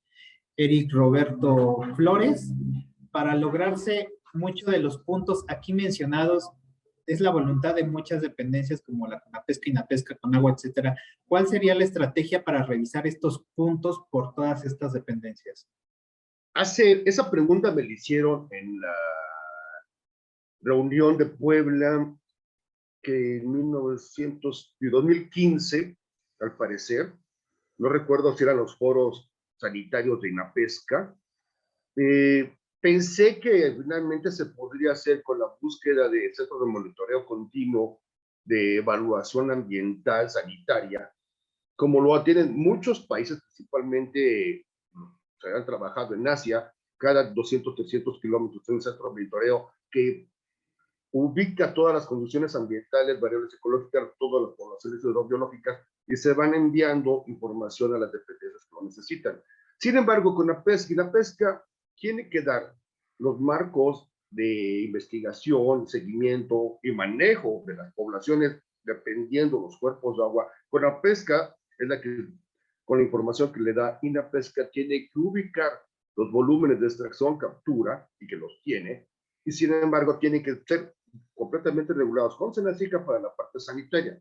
Sin embargo, con agua tiene la evaluación de los cuerpos de agua en los volúmenes, en los sitios, en embalses, y Semarnat hace un seguimiento ambiental de los humedales y cuerpos de agua donde continuamente está revisando. Y esto es uno de los ejemplos más fuertes que se han presentado, fue en Tabasco, donde se dijo hubo una muerte de manatíes.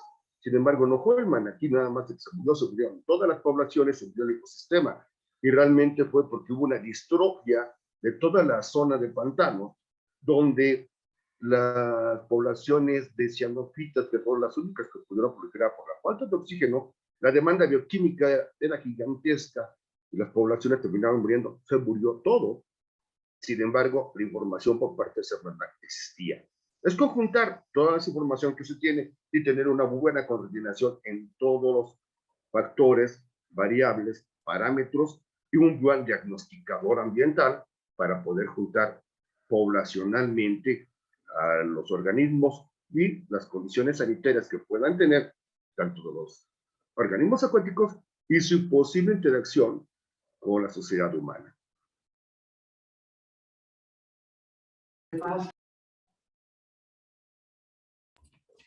Perfecto. Ricardo Ibarra, ¿cuál fue? Aquí estoy, Gustavo. Oye, comentando la premisa del doctor Gustavo Ramírez, Sí, me gustaría hacer la siguiente aclaración. En lo particular, sí hubo un reporte de notificación a través de CIBR con respecto a tilapia del lago. Personal oficial a través de CPA realizó la toma y envío de muestra y se realizó un diagnóstico a través de PCR conforme a lo normado por la OIE. Después se procedió como tal a los cierres de focos y se envió una notificación de la autoridad sanitaria en el cual nos declarábamos libres de este agente y ya que se requería o se requiere un programa de vigilancia durante 2 años, los cuales ya están a punto de culminar para poder continuar con esta declaración como libres. Y por lo tanto no fue un error de laboratorio en cuanto al diagnóstico. Sí se cubrieron todas las premisas que conforme a lo normado por OIE y conforme a nuestra legislación se cumplió y se cubrió. Pero bueno, ese era mi comentario. esa parece la discusión. ¿Sí? Continuemos con las siguientes comentarios. Ricardo Ibarra, muchas felicidades. Gracias, Gustavo. Pedro González, felicidades, doctor Serrano, por su presentación. Usted siempre profesional. Gustavo Ramírez, felicitaciones. César Ortega, excelente participación. Es necesario que las autoridades tomen decisiones con base a la información sustentada en elementos técnicos y científicos que permitan la participación de personas bien informadas de diversos sectores. Ok. Jorge Hernández, excelente presentación, Gustavo. Josué, hola, ¿tendremos acceso a la grabación? La grabación se va a subir al portal electrónico de este consejo consultivo para que pueda ser consultado a libre acceso. César Iván Gutiérrez, muchas felicidades, excelentes presentaciones y tenemos muchas felicitaciones. ¿Tendremos alguna pregunta dirigida para el maestro Gustavo Serrano referente a su participación con vigilancia epidemiológica?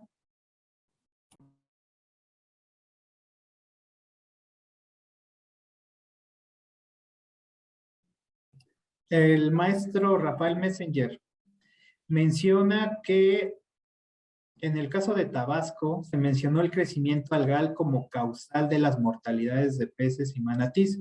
Sin embargo, nunca se fue al origen de dicho bloom. Desde su punto de vista, hay 2 factores: herbicidas usados en cultivos de palma, de aceite ubicados en el río arriba y un año considerablemente seco. Eso pudo concentrar los químicos que a su vez funcionaron como promotor de crecimiento algal. Completamente de acuerdo. De hecho, prácticamente no se puede delimitar no solamente a una población, a un grupo, sino lo que yo quisiera, a final de cuentas, definir es de que las poblaciones y las comunidades que eran las que estaban interactuando en la zona del humedal, prácticamente perdieron el equilibrio de producción y consumo, ganó la cantidad de toxinas, las poblaciones fitoplanctónicas y zooplanctónicas no se pudieron desarrollar. Y los únicos organismos que son capaces de soportar hasta el acetato del lugol para fijarlo y siguen vivo son las cianofitas. Los demás se murió, pero prácticamente no fueron las cianofitas en total, sino fue la contaminación orgánica e inorgánica tan continua que recibieron, que pudieron haber sido los fertilizantes, pudieron haber sido los escurrimientos, pudo haber sido todo. De hecho, fue todo. Aparte hubo cierres del movimiento hidráulico de la zona del humedal. O sea, aquí el punto que observar es de que fue un ecosistema donde ya tenía más de 5 o 6 años con problemas metabólicos, ecosistémicos, y que no dieron la voz de alarma.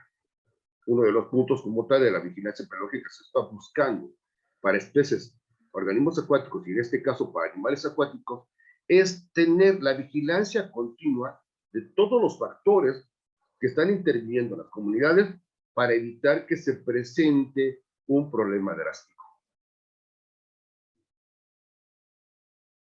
Ok, hay un punto, aquí Enrique Estrada dice, creo que los comentarios sobre HPND son invisibles en este chat, sin embargo, pues, ¿qué decir de MS? A final de cuentas, sí se cuenta presente en el territorio nacional, se presentó todos los signos, todas las características, las calidades poblacionales, solamente que se tiene que definir su situación para determinar que la industria camaronera sepa qué hacer y cómo llevarlo. O sea, existe, y por eso se presentaron y los productores comenzaron a hacer su adecuación en áreas de maternidad. Gustavo, tengo una pregunta. Conforme a las propuestas de realizar una revisión anual o bianual del acuerdo de esta clasificación de enfermedades, en tu experiencia, ¿qué variables serían latentes para poder considerarlas referente a cada grupo? De hecho, hay un punto muy fuerte, mira, no tenemos realmente una vigilancia en forma para estos animales acuáticos, de los 4. Necesitamos muy bien determinar, ¿sí? Tenemos la activa en las fronteras, en las que a final de cuentas las OISA por parte de Senacica son las que tienen responsables dependiendo los requerimientos que le pida Senacica a la gente de inspección.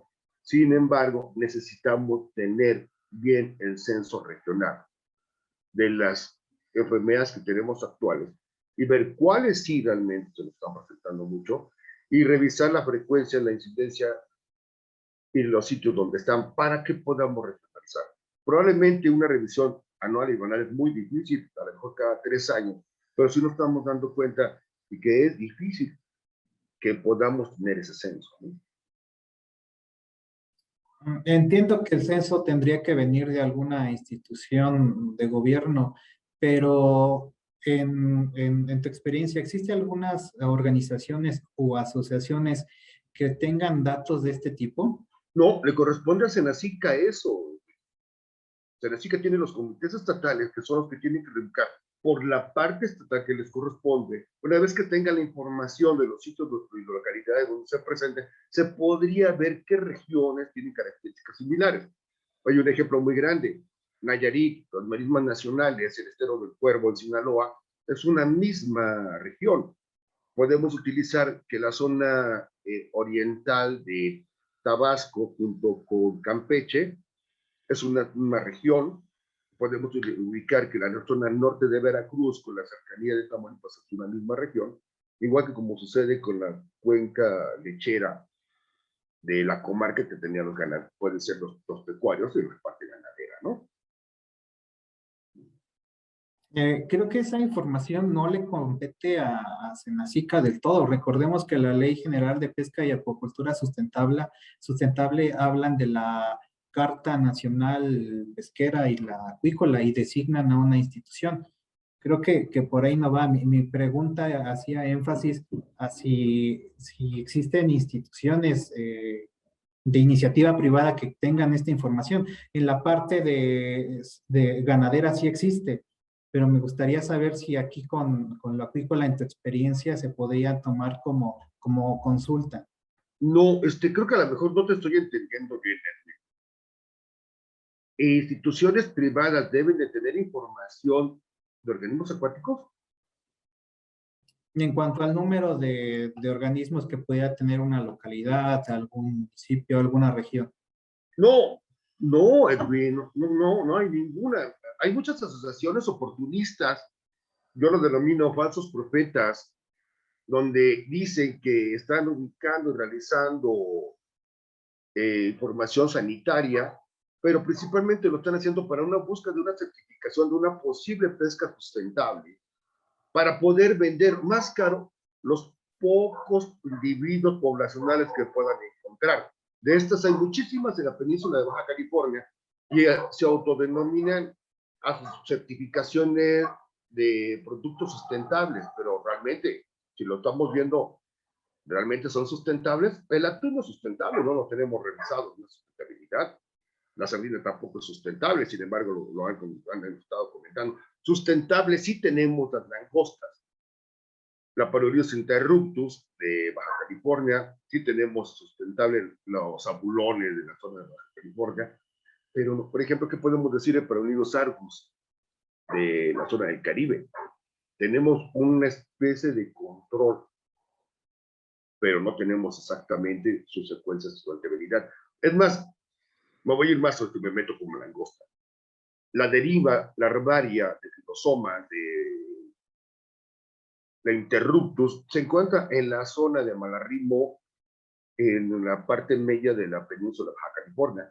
Y las corrientes de California llevan esas filosomas hasta hacer pueblos y que regresan desde Baja California Sur, la norte California y un poquito a sur de Oregon, y son langostas mexicanas.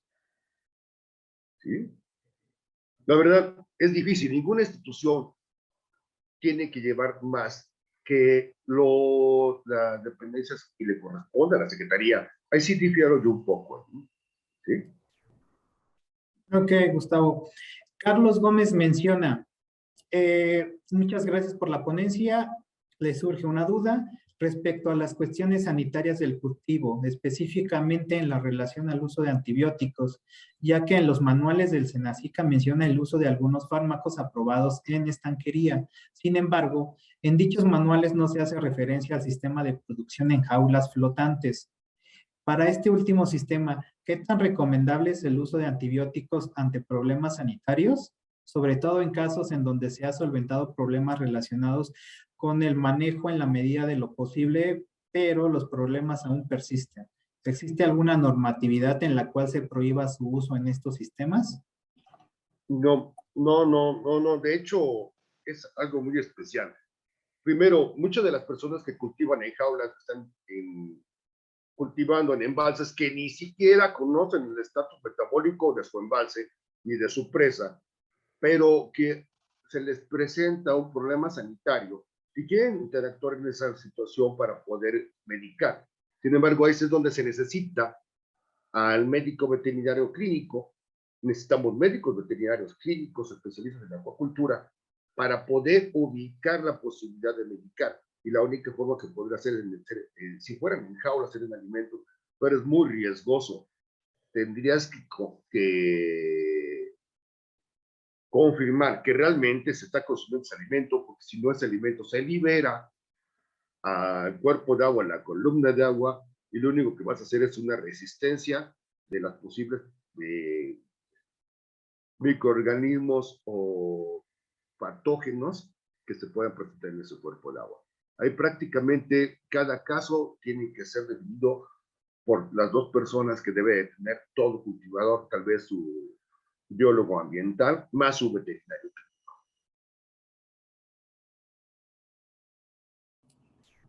Ok, Darío Israel García, ¿debería establecerse en la Ley General de Pesca y Acuicultura Sustentable, Ley Federal de Salud Animal, que los comités de sanidad acuícola deberían de tener su propio laboratorio de diagnóstico molecular? Pues podría ser, pero seguiría siendo presuntivo, no definitivo. Para eso están los laboratorios oficiales y aprobados. ¿Sí? Lo que mencionas... El comité, la función del comité es una función de verificar la situación, pero no puede confirmar, no es un tercero autorizado ni tampoco es una autoridad.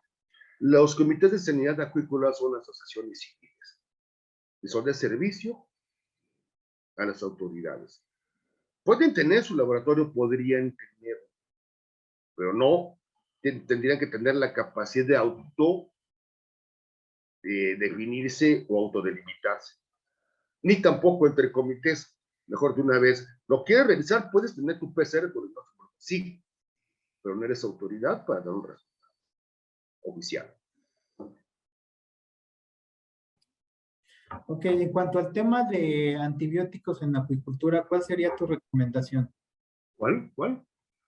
En cuanto al uso de antibióticos en acuacultura, ¿qué recomendación darías? No, mira, hay que, Se pueden utilizar los antibióticos, podrían verificarlo, pero tienes que checar cada caso y cada evento con tu veterinario acuático lo más posible y después ubicar si realmente tienes alguno de los fármacos autorizados. ¿Sí? O sea, prácticamente casi todos los cultivadores medican, pero medican mal. Y muchos de ellos prácticamente son al tanteo. Necesita, otra vez decir lo mismo, tienes que combinar a las dos personas. A la persona que te está determinando tus condiciones ambientales, más debes de tener tu médico veterinario especialista en clínica. ¿Sí? En la presentación que nos explicabas, Gustavo, considerabas factores ambientales. ¿Cuáles serían los más latentes para que haya una correcta interacción? Mira, aquí el cuento. No nada más, los factores ambientales están dentro del medio ambiente. El medio ambiente se controlan por dos partes, factores ambientales y variables ecológicas. ¿Sí? Los factores ambientales, ahí lo puse, pues, luz, temperatura, corrientes, secuencia. ¿Sí? Y tú la luz, al final de cuentas, la evalúas con un parámetro físico-químico, un parámetro físico, que es la turbidez y que es la transparencia. El oxígeno como tal, tú presentas y evalúas concentraciones de oxígeno, que son miligramos de oxígeno por litro. Ese es tu parámetro físico-químico. Pero tu factor ambiental, como tal, es la producción de oxígeno. Tu variable ecológica es de dónde o las posibles poblaciones productoras de oxígeno que tú lo puedan generar. Y de ahí se junta el oxígeno con varios factores. Tú necesitas hacer tu evaluación de tu demanda bioquímica de oxígeno, de tu demanda biológica de oxígeno, de tu consumo de oxígeno, para saber después cuál es tu productividad neta en el sitio donde estás. Y así nos vamos. De hecho, se está poniendo que se tienen que revisar. No nada más son factores ambientales como factores ambientales, sino que se tiene que hacer la conjunción, dependiendo del sitio, de los 4 puntos que he puesto. ¿Sí? Factores ambientales, variables ecológicas, stock genético y manejo logístico. Gracias, Gustavo.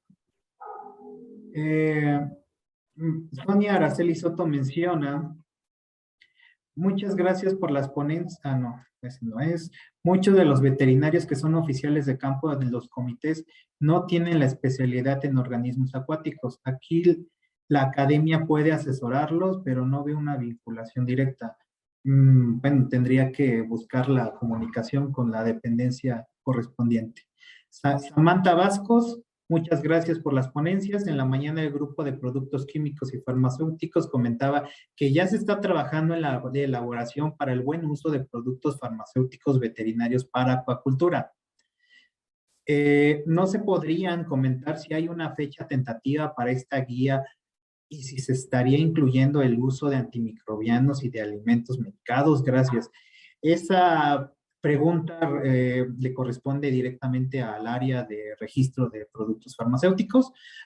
Como relator tomo nota para que podamos poder canalizar esta interrogante a esta área correspondiente, pero en cuanto se tenga como tal este manual, pues indudablemente le haremos la difusión que amerita. La doctora Soledad, dentro de esos factores también se tiene que incluir los de calidad de suelo, ya que es una parte importantísima. ¿Qué opinas al respecto, Gustavo, sobre la calidad? Completamente de acuerdo, Edwin. De hecho, lo mencioné en la parte de variables ecológicas, porque en la parte de las interacciones de fitoplancton, zooplancton, benton, nécton y sexto, la columna de agua está completamente supeditada a la interacción que tienes en tu capa lab o en tu interacción de fondo, en la participación de lo que debes de tener en la columna de agua. El bentos, aparte de calidad, tienes que ubicar la materia orgánica, la cantidad de procesos de oxidorreducción, las posibles poblaciones que tienes, y en cierto momento tener muy en cuenta la presencia de tu sulfuro de hidrógeno, tu ácido sulfídrico, en la participación y la liberación de gases. donde a final de cuentas ellos son los que te detonan a las poblaciones, que las únicas que podrán sobrevivir se le hace hojita.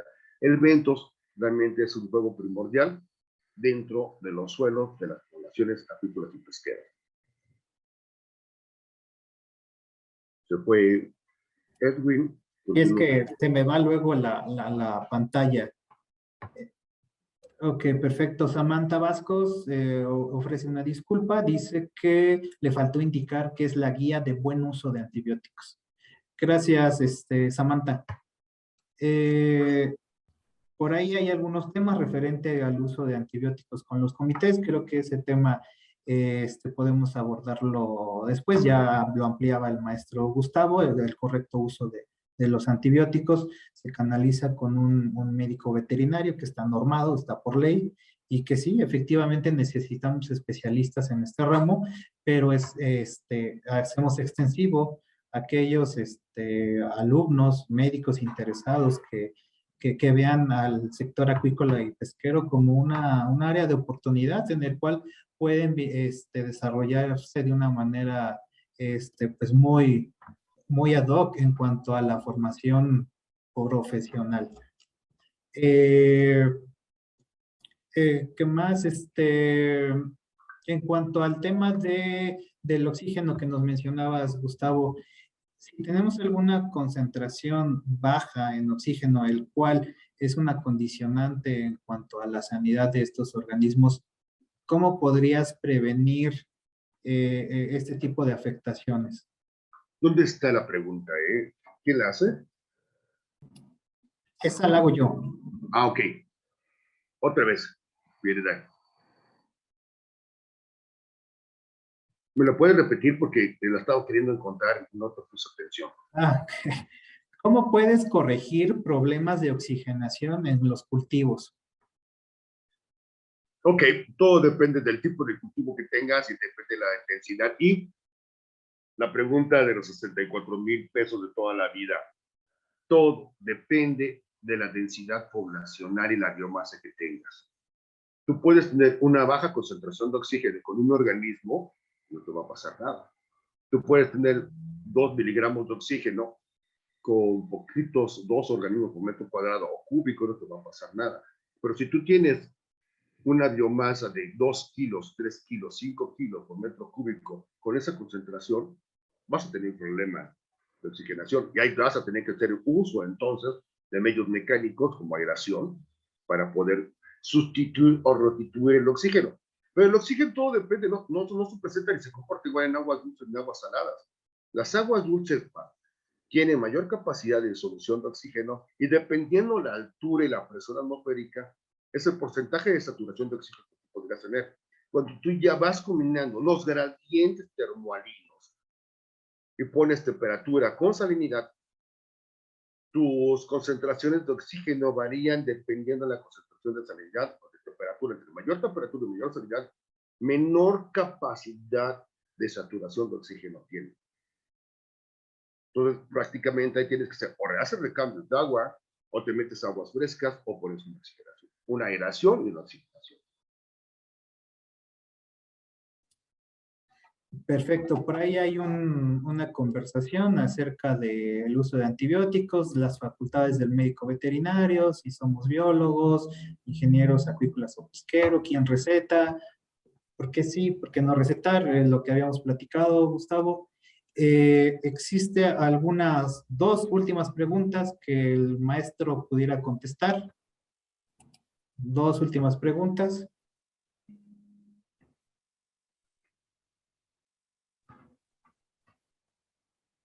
Bueno, Gustavo, creo que hemos abordado sí, con mayor éxito esta participación.